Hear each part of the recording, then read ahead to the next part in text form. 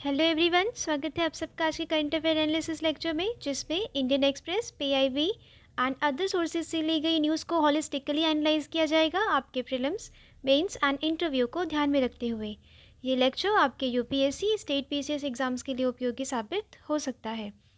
Lecture से related value addition की PDF मैं टेलीग्राम चैनल पर दे दूंगी, जिसकी लिंक आप सबको डिस्क्रिप्शन बॉक्स में मिल जाएगी। वहाँ जाना है, ज्वाइन करना है। डेली करंट अफेयर एनालिसिस की पीडीएफ आपको मिल जाएगी वहाँ पे। डेली की तरह स्टार्ट करते हैं आज का लेक्चर भी एक मोटिवेशनल कोट से। Man needs his difficulties because they are necessary to enjoy success. आपकी लाइफ में जो हर्डल्स आ रहे हैं, आपके प्रिपरेशन में जो हर्डल्स आ रहे हैं, वो ज़रूरी है ताकि आप अपनी सक्सेस को एंजॉय कर सकें। राइट, अगर आप सिंगल स्ट्रेट पाथ से चलते रहेंगे तो सक्सेस उतनी इंजॉयबल नहीं होगी एज़ कम्पेयर टू अगर आप हर्डल से ऐसे ऐसे ऐसे ही सक्सेस की तरफ जाएं तो। मैं महिमा मिश्रा प्रेजेंट करती हूँ आज का Indian Express newspaper analysis. Index देखते हैं क्या पढ़ना है और क्यों पढ़ना है। स्टबल बर्निंग बहुत इंपॉर्टेंट टॉपिक है आपके prelims, mains and interview point of view से। स्टबल बर्निंग ऐसे प्रीलिम्स में तो नहीं पूछेंगे, बट हाँ गैसेस, उससे रिलेटेड कुछ वैल्यू एडिशन कॉन्सेप्ट्स हैं वो पूछे जा सकते हैं। ठीक है, मेंस में पूछा जा सकता है, क्वेश्चंस आए भी हैं और इंटरव्यू में भी पूछा जा सकता है। ठीक है, क्योंकि स्टबल बर्निंग आजकल दिल्ली एनसीआर एरिया में बहुत बड़ी प्रॉब्लम है। नेक्स्ट, एयर क्वालिटी इंडेक्स, उसी से रिलेटेड एक न्यूज़ है। Air pollution and chronic diseases को रिलेट करके एक एडिटोरियल आया है, डिस्कस करना इंपॉर्टेंट है। इसमें कुछ इंपॉर्टेंट पॉइंट्स आपको मिलेंगे जो आप अपने प्रीलिम्स में मेंस एंड इंटरव्यू के लिए लिख सकते हैं। ट्यूबरक्लोसिस से रिलेटेड एक WHO की रिपोर्ट आई है, उसमें देखेंगे इंडिया की क्या रैंकिंग है। ये जीएस पेपर 2 के लिए इम्पॉर्टेंट हो जाता है। स्टार्ट करते हैं पहली न्यूज़ से। Stop crop burning now, long term plan will follow. जो सुप्रीम कोर्ट है उसने स्टेट्स को बोला है, जो दिल्ली के आसपास रहते हैं ना, दिल्ली की आजकल हालत बहुत ख़राब है स्टबल बर्निंग से, पॉल्यूशन से, स्मोक से। ठीक है, अब स्टबल बर्निंग उसका एक सब्सटेंशियल कंट्रीब्यूटर है, ये बोला है सुप्रीम कोर्ट ने। ठीक है, और उन्होंने बोला है स्टेट्स को कि आप करो, कुछ तो करो। ठीक है, एक लॉन्ग टर्म प्लान बनाओ ताकि हम स्टबल बर्निंग जैसी प्रॉब्लम से, पॉल्यूशन जैसी प्रॉब्लम से ठीक कर सकें लोगों को। ये हालत है आजकल वहाँ के मोहल्ला क्लिनिक्स में। रेस्पिरेटरी प्रॉब्लम्स वहाँ पे देखी जा रही हैं काफ़ी, आँखों में इचिंग हो रही है, खांसी की दिक्कत हो रही है। ठीक है, यहाँ पे एग्ज़ाम पॉइंट ऑफ व्यू से क्या इंपॉर्टेंट हो जाता है, स्टबल बर्निंग। स्टबल बर्निंग का मतलब होता है पराली को जला देना। ठीक है, method of removing paddy crops, चावल की क्रॉप के जो रेसिड्यू होते हैं उसे हटा के, क्योंकि अब गेहूँ बोने का टाइम आ रहा है, तो गेहूँ बोना होता है कुछ 15 से 20 दिनों में, जिसके लिए फार्मर्स को एक स्वीटेबल और बहुत इजी मेथड लगता है परालियों को जला देने का, क्योंकि पराली ज़मीन में डिकम्पोज होने में टाइम लेती है। ठीक है, ये सितंबर टू नवंबर ये देखा जाता है, साउथ वेस्ट मानसून जब इंडिया से विदड्रॉ कर लेता है। Stubble burning is a process of setting on fire, वही जो स्ट्रॉ स्टबल होती है, पराली होती है, उसे जला देना ही स्टबल बर्निंग कहलाता है। After harvesting of grains like paddy, wheat. ठीक है, अब ये प्रॉब्लम बन रही है क्योंकि ये एक बहुत बड़ा कारण बन रही है पॉल्यूशन के लिए। It is a common practice in October and November across north west India, primarily Punjab, Haryana and Uttar Pradesh, जिस वजह से दिल्ली में पॉल्यूशन देखा जा रहा है। ये इमिट करती है large amount of toxic pollutants. कौन कौन से, methane, CH4, carbon monoxide and volatile organic compound. ये थोड़ा थोड़ा आप सबको मेंशन करना है अपने आंसर में अगर आप स्टबल बर्निंग पे कोई क्वेश्चन अटेम्प्ट करेंगे तो। These pollutants dispersed in the surroundings may undergo physical and chemical transformation. Smog से जब वो फिज़िकल एंड केमिकल ट्रांसफॉर्मेशन होता है तो वो ओजोन लेयर बना देते हैं। मैंने ये वाला कॉन्सेप्ट आपको बहुत पहले बताया है। अगर ओजोन लेयर धरती के जस्ट ऊपर मिल जाती है एटमॉस्फेयर में मिल जाती हैं तो बहुत हानिकारक होती है। ट्रोपोस्फेयर में अगर ओजोन लेयर पाई जा रही है तो बहुत हानिकारक है। ओके और ओजोन लेयर अगर स्ट्रैटोस्फेयर में है तो बहुत अच्छा है, क्योंकि वो सन की हार्मफुल रेज से हमें बचाएगी। बट ओजोन लेयर यहाँ पे क्या हो रहा है, सनलाइट के कुछ ऐसे केमिकल्स और पॉल्यूटेंट्स रिलीज होते हैं जिनका एक केमिकल रिएक्शन होता है सनलाइट से, और वो बना देता है हार्मफुल गैस ओजोन। ठीक है, ओजोन क्या है, ऑक्सीजन के 3 मॉलिक्यूल्स आपस में अटैच्ड हैं। सॉइल फर्टिलिटी को ये ख़राब करता है। जो जीव जंतु, जो बहुत ही माइक्रो ऑर्गेनिजम्स होते हैं, उन सबको हार्म करता है स्टबल बर्निंग। हीट पेनिट्रेशन, जो उसकी हीट होती है स्टबल बर्निंग से, वो पेनिट्रेट करती है सॉइल में, leading soil of loss of moisture. जो नमी है मिट्टी में वो हट जाती है, वहाँ से खो जाती है। ऑल्टरनेटिव्स टू स्टबल बर्निंग, अब टेक्नोलॉजी का यूज़ किया जाए, जैसे कि टर्बो हैप्पी सीडर, रोटावेटर।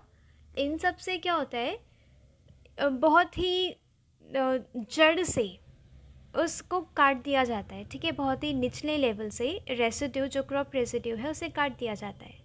अब वो पाइप ऐसे ऐसे ऐसे खड़े नहीं रहेंगे, उसे यहाँ से काट दिया जाएगा।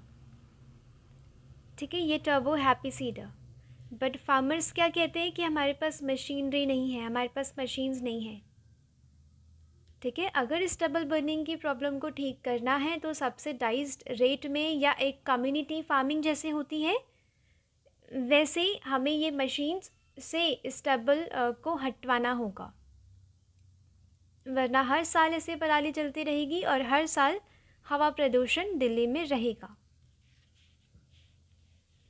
अदर रिलेटेड इनिशिएटिव क्या है, state government of Punjab, national capital region states, इन्होंने क्या किया है, डिटेल मॉनिटरिंग एक्शन प्लान ये लोग लेके आते हैं। जैसे कि अभी ऑड इवन लागू हो गया है दिल्ली में। ऑड इवन रिपोर्ट्स ये भी कह रही हैं कि ये जो गेम्स वाले मेजर्स नहीं लेने हैं कि आप ऑड इवन अप्लाई कर रहे हैं, ये छोटे छोटे कामों से अब नहीं होगा।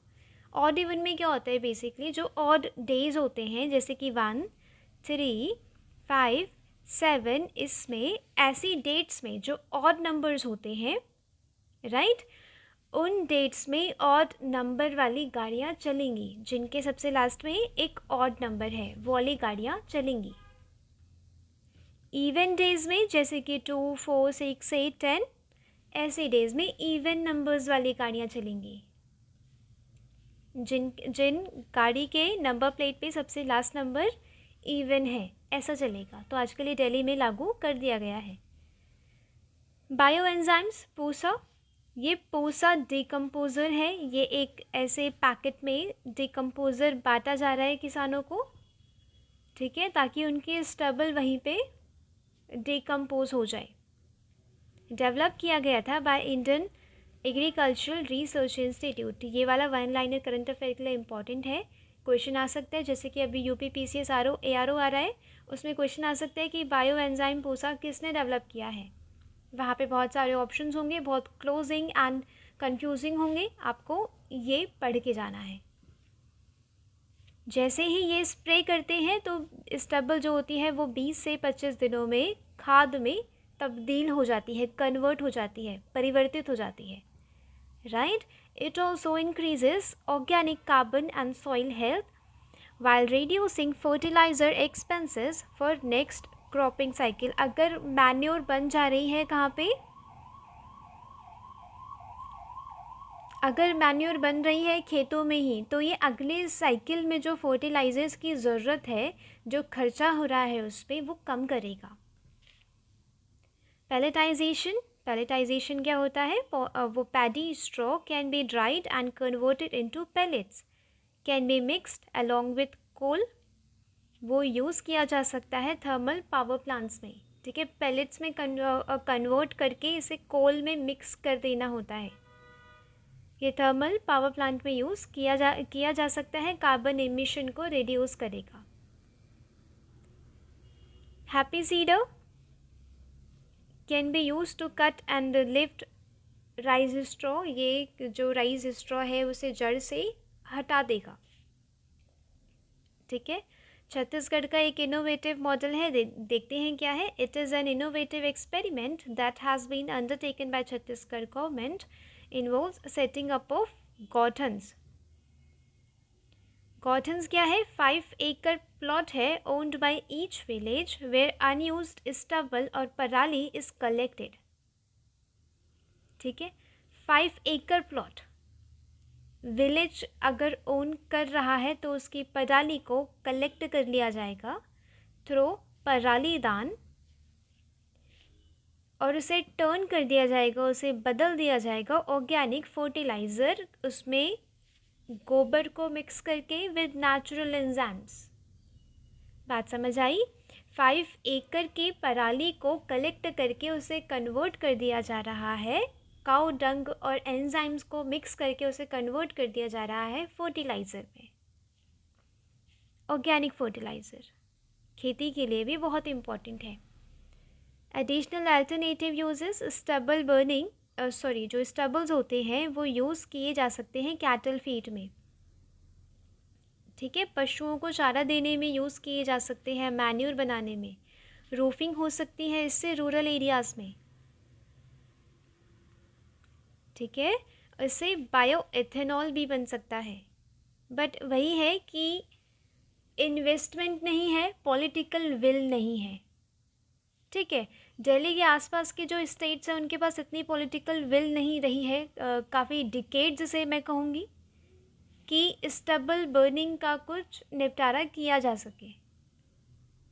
अगर स्टबल की इकोनॉमिक वैल्यू किसानों को बताई जाए तो वो नहीं उसे जलाएंगे, राइट? उसकी इकोनॉमिक वैल्यू है, ये स्प्रेड करनी होगी इंफॉर्मेशन, स्प्रेड करनी होगी वो मशीन्स। ओके, वे फॉरवर्ड क्या है? As we know, burning stubble destroys a helpful raw material, air को पोल्यूट करता है, रेस्पिरेटरी डिजीज़ेस लेके आता है और ग्रीन हाउस गैस का एमिशन करता है। इसीलिए हमें कंस्ट्रक्टिव यूज़ हमें करना होगा स्टबल का एनिमल फीड के लिए, या टेक्नोलॉजी को और यूटिलाइजेशन करके हम इसे थर्मल पावर प्लांट में भेज सकते हैं। बायो डिकम्पोजर्स बायो एथेनॉल बना सकते हैं। स्टबल को रिसाइकिल करके पेपर एंड कार्डबोर्ड बनाया जा सकता है, मैन्योर की तरह यूज़ किया जा सकता है। क्रॉप रेसिड्यू ये यूज़ की जा सकती है, charcoal, gasification, power generation and industrial raw material. बस ये सजेशंस हैं, राइट? आप अगर ये इंटरव्यू में बोलेंगे तो आपको उसके साथ बोलना पड़ेगा, पर चैलेंजेस भी हैं। चैलेंजेस क्या क्या है? पॉलिटिकल विल नहीं है, इन्वेस्टमेंट नहीं है। जब अक्टूबर नवंबर दिसंबर में जब ये प्रॉब्लम चलती है ना दिल्ली में, तभी ये टॉपिक डिस्कस किया जाता है। तो सबसे ज़रूरी क्या है? टॉपिक्स, जो इशू है ना, जो मुद्दा है, उस पर मिलजुल के स्टेट गवर्नमेंट, सेंट्रल गवर्नमेंट मिलजुल के कुछ कदम उठाए, उसे सॉल्व करे। ये ऐसे नहीं है जब केस सामने आएगा तभी तभी सबके कान खड़े होंगे। नो, ये है आजकल दिल्ली में पॉल्यूशन की problem. Visibility is very low. देखते हैं एयर क्वालिटी इंडेक्स, यहाँ पे मिला था मुझे तो मुझे लगा इम्पॉर्टेंट होगा, इससे एक क्वेश्चन आया भी है PYQ में। एयर क्वालिटी इंडेक्स क्या है? ये मेज़र किया जाता है कि अभी एयर की क्वालिटी क्या है। कुछ इंडिकेटर्स में इसे कैटेगराइज कर दिया गया है कि अगर इतने से इतने PM10 या PM2.5 मिलेंगे तो हम मानेंगे सीवियर है, या मॉडरेट है, या गुड है, ऐसे करके अभी वहाँ पे सीवियर में कैटेगराइज किया गया है दिल्ली की एयर को। ग्रेडेड एक्शन और रिस्पॉन्स प्लान ने दिल्ली और NCR के लिए डिफरेंट एयर AQI कैटेगरीज बनाई हैं। 8 पॉल्यूटेंट्स को इसमें देखा जाता है, मेज़र किया जाता है डेली। PM2.5, PM10, ये पीएम मतलब पर्टिकुलेट मैटर, प्रधानमंत्री नहीं, ये पर्टिकुलेट मैटर है। पर्टिकुलेट मैटर होता है ना कि कुछ कण होते हैं जो हमारे लंग्स में, पोल्यूशन में ना कुछ कण होते हैं, जैसे कि हम कूड़ा जला रहे हैं, ठीक है, तो उसके जो कण निकलते हैं ना वो नैनोमीटर्स में भी होते हैं, ठीक है। वो इतने बड़े होते हैं कि वो लंग्स में जाके प्रॉब्लम क्रिएट कर सके श्वास के थ्रू। ये आपको याद रखना है प्रीलिम्स के लिए, बहुत इंपॉर्टेंट है। Ammonia, lead, nitrous oxide, sulphur oxide, ozone and carbon monoxide. इसी से रिलेटेड एक एडिटोरियल आया है जो इम्पॉर्टेंट है। इसमें एयर पॉल्यूशन को क्रॉनिक डिजीजेस से लिंक करके समझाया गया है। दिल्ली की एयर क्वालिटी 500 टच कर रही है। बहुत ही ज़्यादा ख़राब हालत है आजकल दिल्ली एनसीआर में। पर्टिकुलेट मैटर PM10 2.5, ये सॉलिड और लिक्विड ड्रॉपलेट्स में जब मिक्स होते हैं तो फ्यूल कंबशन से जो आता है मेनली, ये आपके लंग्स में एंटर करके आपको रेस्पिरेटरी प्रॉब्लम्स देते हैं, ठीक है। Ozone eight ground level caused by reaction of sunlight with pollutants from industrial facilities, ठीक है। ये वाला ओजोन अगर धरती के जस्ट ऊपर हो, ट्रोपोस्फेयर में हो, तो बहुत हार्मफुल है रेस्पिरेशन के लिए। WHO ने बोला है कि 90% of the global population breathes air that exceeds prescribed limit and contains high level of pollutant. ये जनरली मिडिल इनकम और लो इनकम कंट्रीज इससे अफेक्टेड हैं,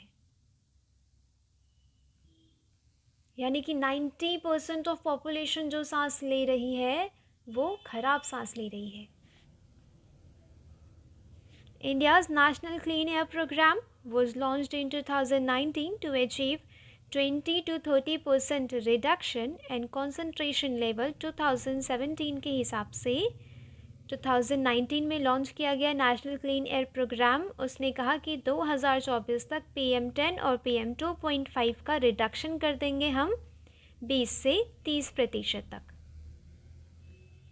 A third of deaths from stroke, lung cancer, ये GS paper 2 के लिए important topic पूछा जा सकता है कि एयर पॉल्यूशन कैसे हेल्थ से रिलेटेड है। लंग कैंसर हो सकता है, हार्ट डिजीजेस जो इक्विवेलेंट है स्मोकिंग टोबैको, जैसे कि जो लोग बीड़ी सिगरेट पीते हैं ना उसके इक्विवेलेंट है। ओवर कंजम्पशन ऑफ सॉल्ट से का जो इफ़ेक्ट होता है उससे भी बढ़कर हो रहा है इस एयर पॉल्यूशन से। ये ब्रेन की काफ़ी सारी डिजीज़ेस देगा। ये वाली दोनों डिजीज़ेस मैंने आपके साथ डिस्कस की हैं, पार्किंसंस डिजीज़ एंड एल्जाइमर, भूलने की बीमारी। ब्रेन के न्यूरॉन्स नहीं काम करेंगे ठीक से। ऐसे चिल्ड्रन पर्टिकुलरली ज़्यादा वुलनरेबल हैं क्योंकि उनके लंग्स क्या होते हैं, अभी डेवलप हो रहे होते हैं, उनकी कैपेसिटी बहुत कम होती है मेटाबोलाइज, डिटॉक्सिफाई और एक्सरेट करने की एयर पॉल्यूटेंट्स को, ठीक है। जो न्यूरोटॉक्सिक कंपाउंड्स होते हैं एयर में वो हार्म कर सकते हैं बच्चों के ब्रेन को, ओके। ये इंटरव्यू में पूछा जा सकता है कि एयर पॉल्यूशन से कैसे क्रॉनिक डिजीज़ेस का खतरा है और उसे कैसे ठीक किया जा सकता है। हमें क्या करना है, एयरशेड सेंट्रिक एयर क्वालिटी हमें लेके आनी है, राइट। हमें सिटीज़न पे ध्यान देना है। Citizen right to clean air ना हमारा फंडामेंटल राइट है आर्टिकल 21 के अंडर, तभी नेशनल ग्रीन ट्रिब्यूनल को बनाया गया था। इसीलिए तो क्या है कि हमें वन हेल्थ अप्रोच को लेके चलना है। वन हेल्थ अप्रोच भी मैंने आप सबके साथ डिस्कस किया अभी कुछ दिनों पहले। ग्लोबल साउथ में जो G20 के दौरान क्या हुआ था, ये शपथ ली गई थी कि affordable and inclusive health system बनाएंगे। तो अफोर्डेबल का मतलब क्या है, गरीब को नुकसान नहीं होना चाहिए वो पॉल्यूशन से, उसके लिए फॉलो करना है। काफ़ी सारे डायमेंशंस को देखते हुए हमें एक पॉलिसी बनानी है जो एयर पॉल्यूशन की प्रॉब्लम को अच्छे से टैकल कर सके। नेक्स्ट इम्पॉर्टेंट, ये टीबी से रिलेटेड है। India has highest number of TB cases globally in 2022, WHO ने कहा है। WHO ने ट्यूसडे में एक रिपोर्ट रिलीज़ की है जिसे कहते हैं ग्लोबल टीबी रिपोर्ट। उसके तहत ये बताया है कि सबसे ज़्यादा टीबी के केसेस 2022 में इंडिया में थे। 20% ऑफ ग्लोबल बर्डन हम टीबी का लेके घूम रहे हैं। रिकॉर्डेड 2.8 मिलियन केसेस थे टीबी के 2022 में, जो 12% जिसमें से फैटलिटी थी, यानी कि 12% जो है मृत्यु दर था। The report highlights that multi-drug resistant TB remains public health crisis. Multi-drug resistant, ये वाला मैंने आपको अभी कल परसों पढ़ाया था। एंटीमाइक्रोबियल रेजिस्टेंस, जो बैक्टीरिया फंजाई वगैरह जब रेजिस्ट कर जाते हैं किसी ड्रग के अगेंस्ट, उन्हें वो ड्रग लगता ही नहीं, उन्हें वो दवाई काम ही नहीं करती, उन्हें ख़त्म ही नहीं कर पाती। धीरे धीरे क्या होता है, उनका इवोल्यूशन होता रहता है, उनमें बदलाव आते रहते हैं और वो रेजिस्ट कर जाते हैं। तो टीबी के साथ भी ऐसा ही हो रहा है। तो मल्टी ड्रग रेजिस्टेंस भी देखा गया। देखते हैं टीबी, ये प्रीलिम्स के लिए इम्पॉर्टेंट है। कॉज की जाती है बाय माइकोबैक्टीरियम ट्यूबरक्लोसिस। किसी भी बॉडी पार्ट को अफेक्ट कर सकता है। Intestine, spine, brain, not only lungs. ठीक है, ये आपको ध्यान रखना है कि इंटेस्टाइन, ब्रेन और स्पाइन को भी अफेक्ट कर सकता है। क्या इनिशिएटिव्स लिए गए हैं, क्या ग्लोबल एफर्ट है? WHO ने लॉन्च किया है a joint initiative find treat all #end TB। लिखेंगे आप ये बोलेंगे भी इंटरव्यू में कि ये इनिशिएटिव्स लिए गए हैं। अगर अच्छे से इम्प्लीमेंटेशन हो और इंडिया में इसके काफ़ी सारे मल्टी डायमेंशनल जो फैक्टर्स हैं उसे हम टैकल करते हुए चलें तो इस प्रॉब्लम से छुटकारा मिल सकता है। WHO also releases global tuberculosis report, वही जो अभी डिस्कस की है ऊपर, जिसमें इंडिया को हाईएस्ट बताया गया टीबी के केसेस में। नेशनल स्ट्रैटेजिक प्लान, ये इंडिया का प्लान है ट्यूबरक्लोसिस के एलिमिनेशन के लिए, जिसके तहत निक्षय पोषण योजना लाई गई। टीबी हारेगा देश जीतेगा कैंपेन। आप अपने आंसर्स में ये लिख के आएंगे, बहुत इंपॉर्टेंट है। करेंटली 2 वैक्सीन है जिनका अभी क्लिनिकल ट्रायल चल रहा है। निक्षय पोषण योजना, जिसके तहत जो टीबी पेशेंट्स होते हैं उन्हें डायरेक्ट बेनिफिट ट्रांसफ़र दिया जाएगा 500 रुपीज़ का, ताकि वो लोग सपोर्ट ले सकें। कुशन प्रोवाइड करने का इसका काम है। ठीक है, अपने लिए दवाइयाँ फल फूल ले सके। दवाइयों को तो बहुत सब्सिडाइज्ड रेट पे गवर्नमेंट बेचती है, बहुत कम। चैलेंजेस क्या है? Under nutrition, 60.4% of India's population is poor है। टीबी का इलाज उतने अच्छे से नहीं करा सकते। Poverty is associated with the problems of under nourishment and poor and unhygienic living condition. Under reporting है, कुछ केसेस क्या होते हैं सामने आ जाते हैं, हेल्थ एक्सपर्ट्स को उसका पता चलता है, डॉक्टर्स को पता चलता है। कुछ ऐसे होते हैं जो अंडर रिपोर्टेड होते हैं। ठीक है, वो घर घर में ही टीबी लेके लोग घूम रहे होते हैं, बट वो नहीं जाते, कभी कभी हॉस्पिटलाइज्ड नहीं अपने आप को करते। ट्रीटमेंट क्या है? इनइक्विटेबल एक्सेस है क्वालिटी डायग्नोसिस का। रिच को ज़्यादा अच्छे से ट्रीटमेंट मिलता है as compare to poor, right. Private sector which contributes to a major part of TB care is fragmented. ठीक है, वो लार्जली अनरेगुलेटेड है। वुमेन, स्पेशली वुमेन इसमें ज़्यादा वुलनरेबल रहती हैं, वुमेन को उतनी स्वास्थ्य सुविधाएं नहीं मिल पाती, specially in the rural areas. Resistance हो गया है टीबी का, ड्रग रेजिस्टेंस, ये वाला मैंने अभी ऊपर बताया है आप सबको। इसमें क्या चाहिए, इसमें रिसर्च एंड डेवलपमेंट चाहिए, इसमें पैसा लगाना पड़ेगा, इन्वेस्टमेंट चाहिए, इसमें पता लगाना पड़ेगा कि कौन कौन से ऐसे दवाइयाँ हैं जिसके खिलाफ ये रेजिस्ट कर रहा है, माइकोबैक्टीरियम ट्यूबरक्लोसिस ये रेजिस्ट कर रहा है। Weak implementation of revised national TB control programme, अब ये स्टेट लेवल पे जिम्मेदारी बनती है, एडमिनिस्ट्रेटिव लेवल पे जिम्मेदारी बनती है कि वो प्लान को कैसे इम्प्लीमेंट करते हैं। यहाँ जिम्मेदार किसे ठहराना चाहिए, ऑफिशियल्स को, लोकल लेवल ऑफिसर्स को। सोशल स्टिग्मा इससे रिलेटेड होता है। Patients often hesitate to seek treatment, और अपनी कंडीशन को ही वो नहीं मानते, उसे डिनाई कर देते हैं, उनके वो अपनी हालत को स्वीकार नहीं करते, क्योंकि उन्हें डर होता है डिस्क्रिमिनेशन का एंड स्टिग्मेटाइजेशन का।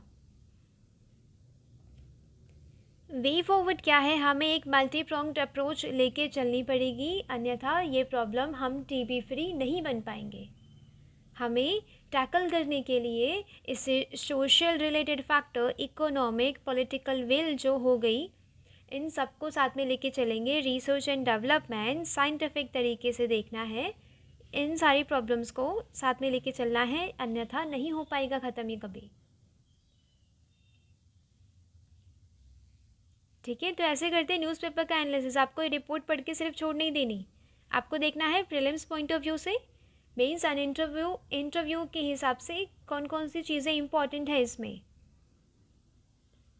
आज के लिए न्यूज़पेपर में था बस इतना ही, मिलते हैं कल। लेक्चर से रिलेटेड वैल्यू एडिशन की PDF आप सबको मिल जाएगी टेलीग्राम चैनल पे, जिसकी लिंक डिस्क्रिप्शन बॉक्स में मिल जाएगी। आपको ये आज के आज ही नोट कर लेना है, ताकि आपके पास खुद के बनाए हुए नोट्स हों जो एग्ज़ाम के 2 दिन पहले भी रिवाइज़ किए जा सकें। तो मिलते हैं कल। Thanks for watching, thank you so much.